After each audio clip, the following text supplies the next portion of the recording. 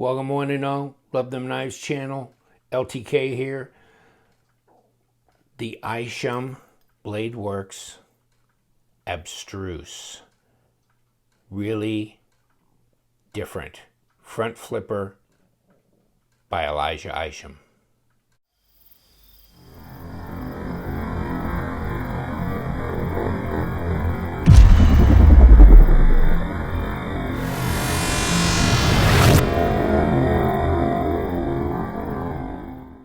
Thanks for joining me. Isham Blade Works, the Abstruse.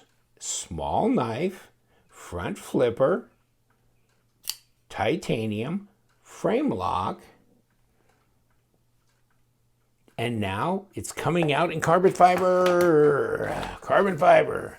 See that? And so the backside looks like carbon fiber as well, so maybe it's a liner lock, which ought to be interesting. It's going to be more expensive. The titanium one's $200. This is $225. But wow. And here's the stats on that. It should be, it's going to be 2.4 ounces, 6.5 overall, 3.7 closed length, not quite a 3-inch blade, Bowler M390.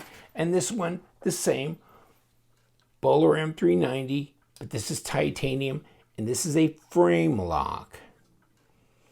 This knife was actually made by Bestech, so interesting. Done with WE knives, with Civivi. In the old days, Browse with the Raven, and the Echelon. WE knives with the Eschaton, the Zeta, all that craziness, and the Pleroma, which I have, which is a liner lock, correct? So now you do have the carbon fiber on both sides, and you've got this integral looking frame that's put together. So I call it kind of a semi-integral, but there you go, Bowler M390. But when I saw, hold on, I got to kick that. Don't shame myself with that. Thumb studs. When I saw the Abstruse, then I go, that looks so familiar. And I was talking to a buddy, he goes, yeah, it looks like the Pleroma. And yeah, it is kind of a modified Pleroma, isn't it? So then, if you go, well, this is $200, and I can't remember what this was, because they've come and gone, but probably like more expensive, $250 or so, I'm sure. You go, which one would I rather have if I could only afford one? I think that's an interesting question. First, this knife, the Abstruse. Not quite an 1/8 inch, 0.118, about 3 millimeters. Okay, 3 millimeter blade. And overall fatness, 0.47 of an inch, 12 millimeters. Let's get it back in here. Yeah, same. Here. Get back on here if I can. Ooh, a little fatter, 13.4 millimeters, 0.53 of an inch. Yeah, it is a little fatter in hand, 0.54 up here as well. And then blade stock, looks like it'll probably be 3 millimeters as well, yeah. So same blade stock, both Bowler M390, both have titanium frames. This is a liner. This is a frame lock. They look about the same length. Let's find out.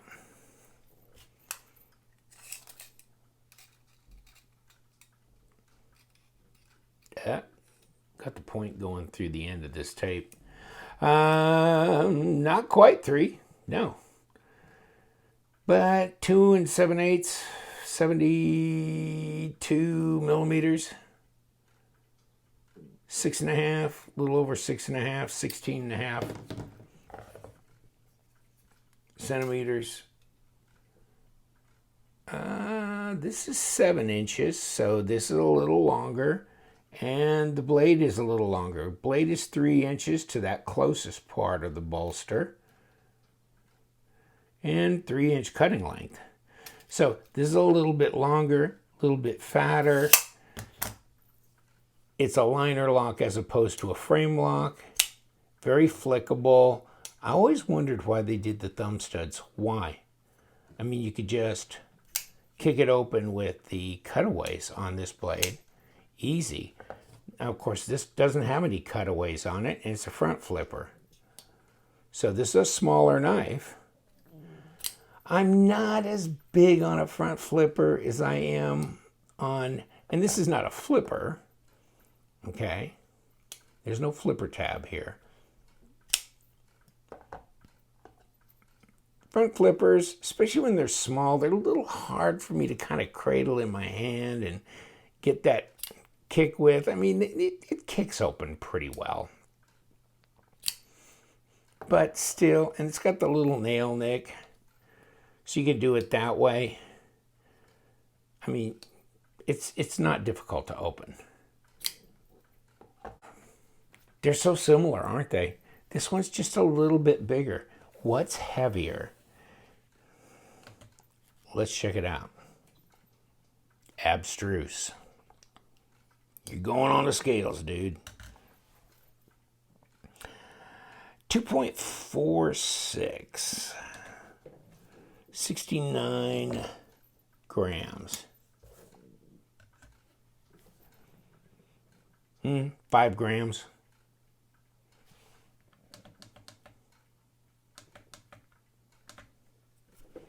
$2.64, $2.46. Is there, dimes worth of difference? No, not really to me. Not to me. So, Pleroma, Abstruse. This has got a back spacer, runs the length here. So it looks fairly seamless. I think the biggest thing for me, there's a couple of big things for me. It comes in this box, by the way. I'm sure the carbon fiber one will have a similar box. There you go. It's fitted in here. Plastic. Of course, the Pleroma comes in a wee knife box like this. And it's got a big old zipper pouch in there somewhere. Like that. So, yeah, there's a bit of a difference there in packaging as well. This one, let me hold it in my hand. Here's where I run into my issues. It's a struggle for my fourth finger, because I don't feel comfortable being right up on this hump. So I want to be behind it. And if I am, I'm really not quite getting anything there. And that's because this is a shorter handle as well. So the ergos on this one for a 3-finger grip are fine. But I'm not getting 4 fingers. Now, Pleroma. Yeah, I'm getting 4 fingers. I can feel it. I'm getting 4 fingers. So, and I'm behind this a little bit more of a prominent front choil here and a very prominent pass-through for disengaging. And you don't have to worry about hindering the deployment of the knife by pressing on a lock bar because it's a liner lock. This one here, you're trying to hold on as much as you can to this knife because see how I've got it? But I'm trying to hold on to it with these fingers so I can flip it open because I'm afraid it's going to come flying out the front of my hand, which I've had happen with front flippers. That's why I'm not terribly in love with front flipper knives, necessarily. There's a couple I like. The Best Tech Shinkensen and the Metamorph, the Real Steel Metamorph G5.